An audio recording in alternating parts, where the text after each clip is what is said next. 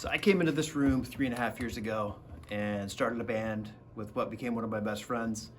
Band/recording project. About a month and a half ago, it was coming to a gradual and then a very abrupt end, unfortunately. There's a lot of things that I think contributed to that. It wasn't even a stylistic difference. I think it was kind of a procedural difference or an interpretation of what we were doing that was different. Which, it sucked. It's you work on something for 3.5 years and you're locked in, and, musically, friendship wise, everything's just going better than I ever expected it would go. And it just kind of started to turn, and ultimately here we are. We got to a point with the band where, we were recording everything, and we treated it very seriously. We had a lot of fun, but we actually treated it as if we were in a multi-million-dollar studio, and we were constructing our songs, and we were recording everything and had the mics set up for a professional recording. And we had this finish line in front of us, and we constantly were just working towards that finish line. But over time, that finish line just kind of diminished. We weren't putting anything out that we recorded. We weren't really fully finishing everything that we recorded. I mean, the songs were finished that we had down, but the recordings just never finished. So we never put anything out there, which is very unfortunate, and something that started to become a bother for me, I guess you could say, for lack of a better word. I mean, I found myself, not really in the moment, but I found myself after the fact kind of not really caring as much about the process as I had in the beginning. Not really the right thing to do when you're collaborating with other people, but we weren't getting things out, we weren't finishing things, and my enthusiasm towards the whole thing, other than writing new songs and working on new songs, it just really kind of flatlined a little bit. And, that's my fault. I mean, that's something that, like I said, it's not fair to do when you're collaborating with other people. But when everything you're working on every weekend just doesn't really go anywhere in the big scheme of things, it's not out there for anyone else to hear. For me, it became less enjoyable. When things came to an end, I didn't even know if I was going to be able to stay in here or not. My assumption immediately was like, well, there goes my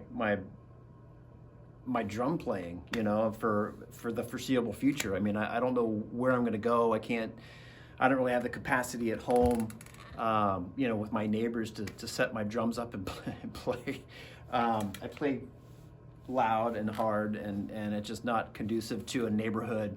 And I don't really have the space in my house anyway to have a dedicated studio. So I didn't know what I was going to do. I mean, my assumption was I'm out, and, it is what it is. It sucks. I didn't really, after my band ended, I didn't really want to play in a band. I was kind of, you're kind of at an emotional end at that point, and kind of at a point where you're just like, I don't know what I want to do next, but I don't want to do that right now. I didn't have the desire to go start up another band or try and even go down that road. I just needed to clear some space musically and kind of get back to something that I enjoyed doing.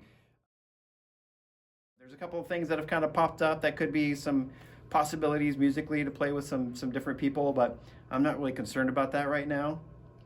I just kind of want to do my own thing for a while and just kind of get back to the enjoyment of just playing on a regular basis and getting some fulfillment out of it.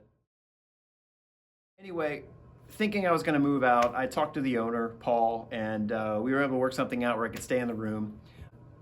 I didn't really know what that meant, what I was going to be able to do. I figured I'll just play and kind of take it as it comes. But, came down here a few weekends, and I really wasn't getting a ton of fulfillment just out of coming down here beating around on the drums. I had grown accustomed to recording these drum covers and other things that just recordings, and I could kind of start it, edit the original song, take the drums out of it, put my drums to it, put it all together, kind of mess with the imaging a little bit to get the lighting and the image that I wanted, and put it out. And it was fun. I enjoyed each one, and the process of doing that from start to finish is something that I really grew to love. Even though, even though they're drum covers, it's something, it's a fun thing to do for me. And I never really anticipated it, but just kind of as a byproduct of the downtime in my band, it just kind of became something. The few of you that have seen all my videos have seen, it kind of started off with just the background that's in the studio, like this oatmeal colored kind of carpet. And the lighting that I could kind of manipulate and do the best that I could with, slowly started to evolve. I bought a backdrop, a black backdrop, which is actually just a gigantic tablecloth that I put around me and kind of shielded everything, so that's all you saw. And the lighting, actually, the way it sat down in that backdrop, it just really worked well.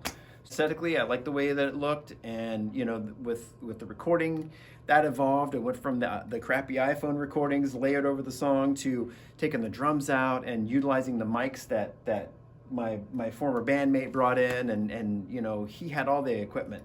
I didn't know anything about recording when I came in.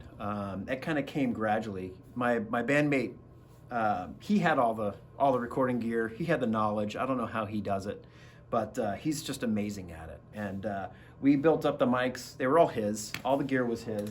And obviously they're gone now because he took them with him, which of course he would.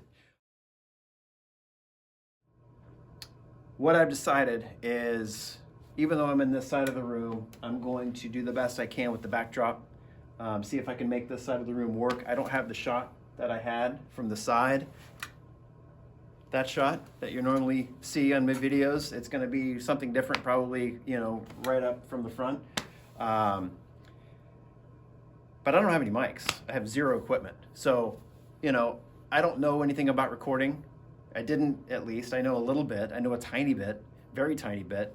I know what sounds good. I know how to get the sounds, I know the sounds that I want, which I have my drums tuned in such a way that it gives me that sound that I want. And I've figured out through the little bit of recording that I have done, how to achieve that for the most part, for just enough. And so what I've decided to do is I'm going to slowly start building up my equipment. I'm going to buy some drum mics. I'm doing some research on what I want now. I'm not going to get what we had in the past, what we were using.